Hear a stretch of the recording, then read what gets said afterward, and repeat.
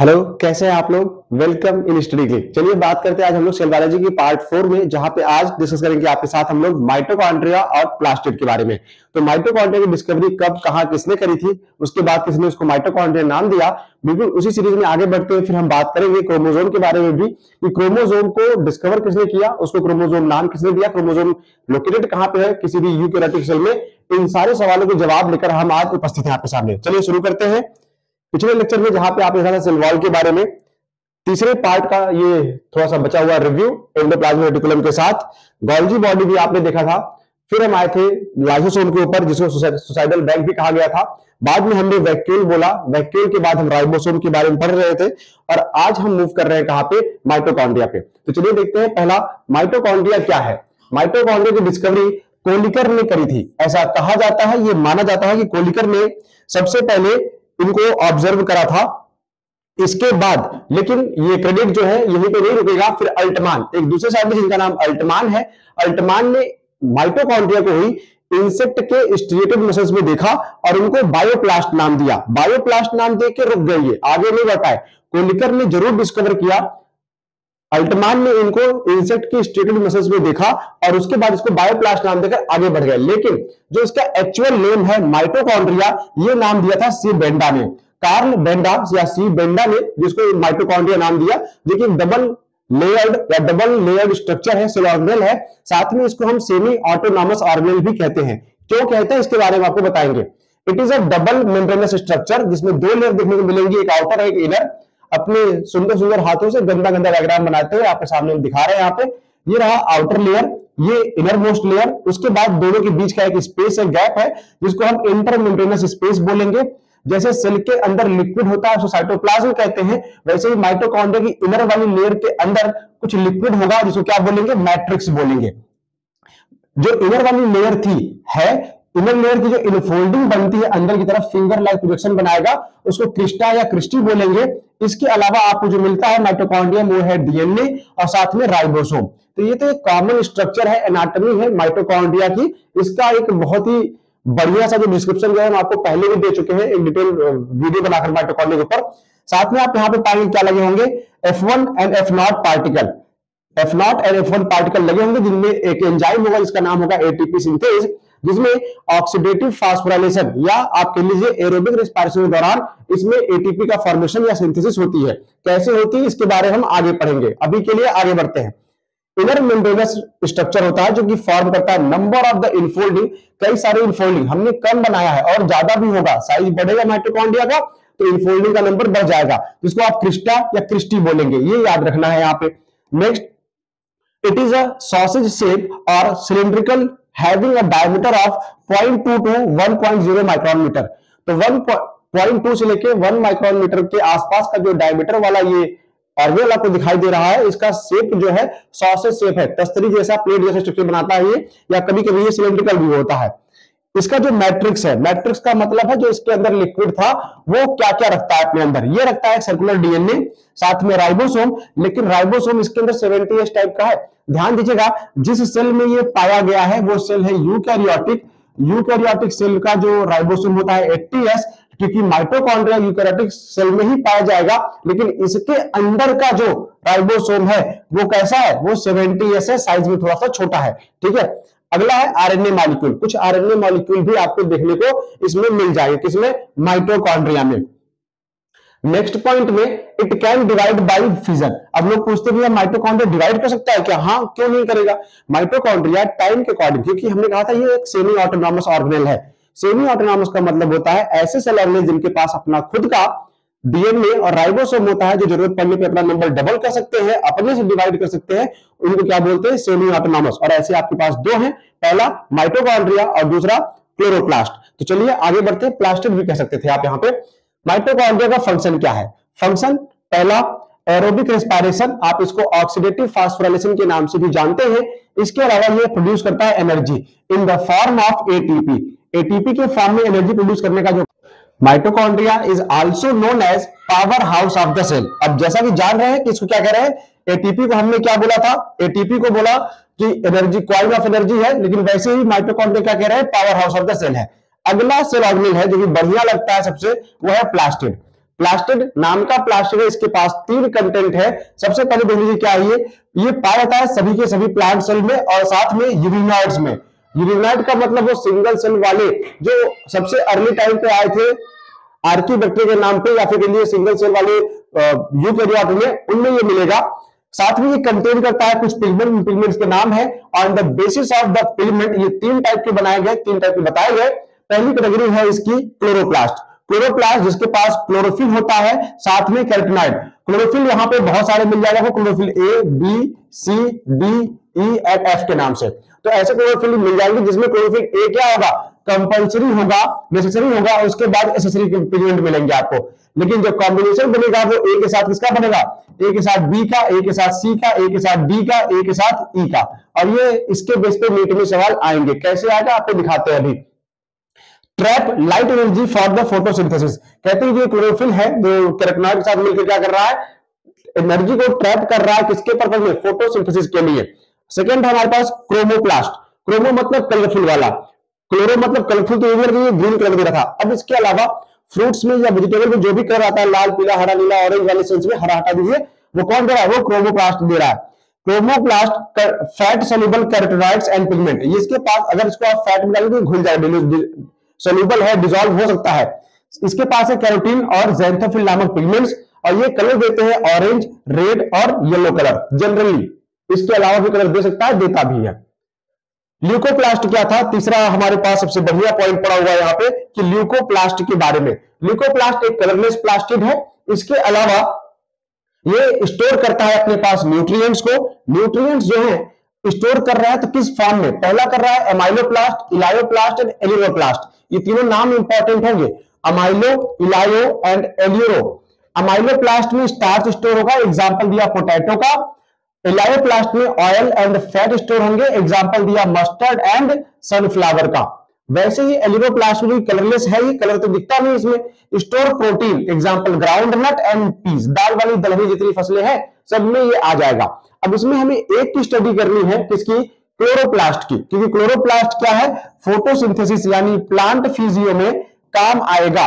Plant physio में इसका नाम आएगा, इसलिए हम क्या करेंगे, इसको स्टार्ट करेंगे।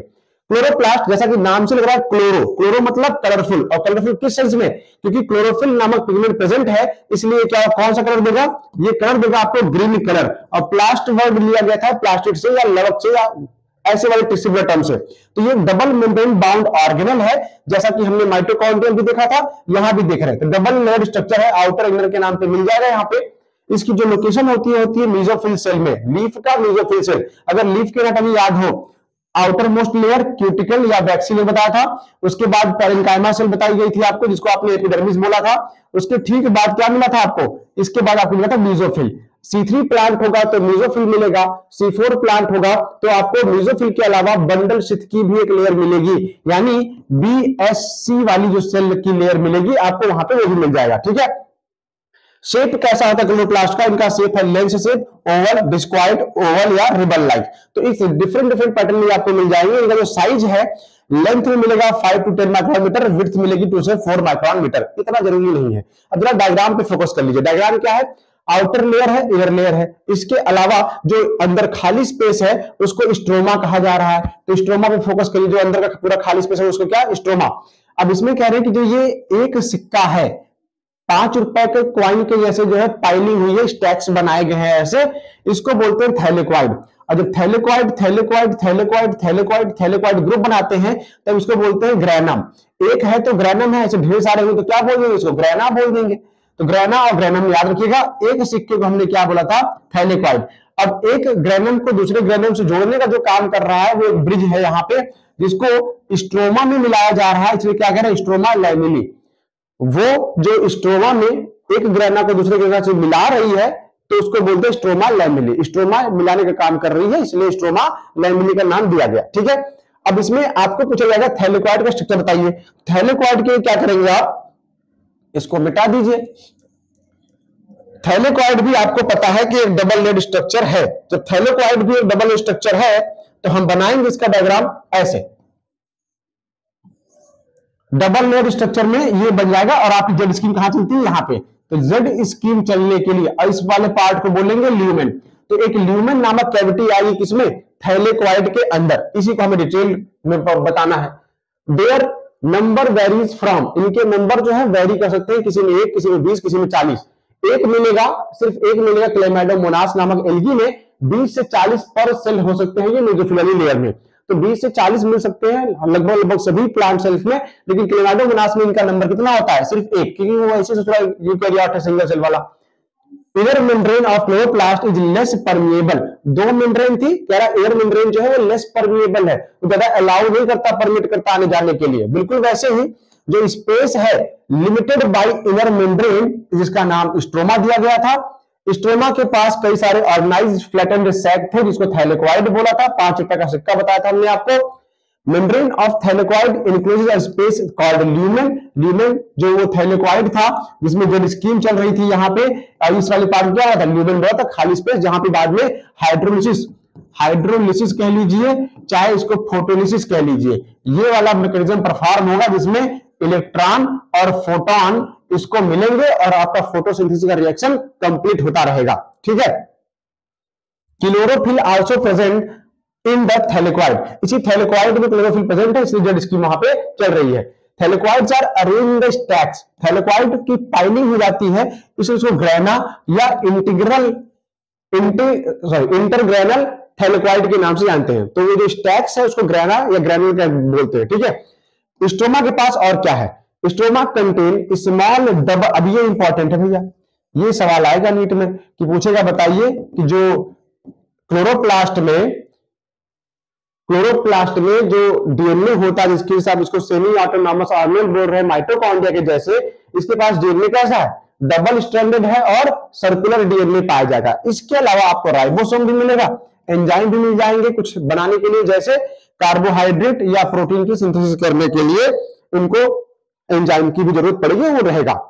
राइबोसोम जो है इसका क्लोरोप्लास्ट का 70S टाइप का होता है, लेकिन साइटोप्लाज्म जो होगा 80S, बिल्कुल माइटोकॉन्ड्रिया जैसे। मतलब सेमी ऑटोनॉमस बनना है तो यूकैरियोट होने के बावजूद भी आपको 70S का राइबोसोम अपने पास रखना पड़ेगा। साइज में थोड़ा छोटा होता है, साइज से रखने में आसानी होती है जिनको।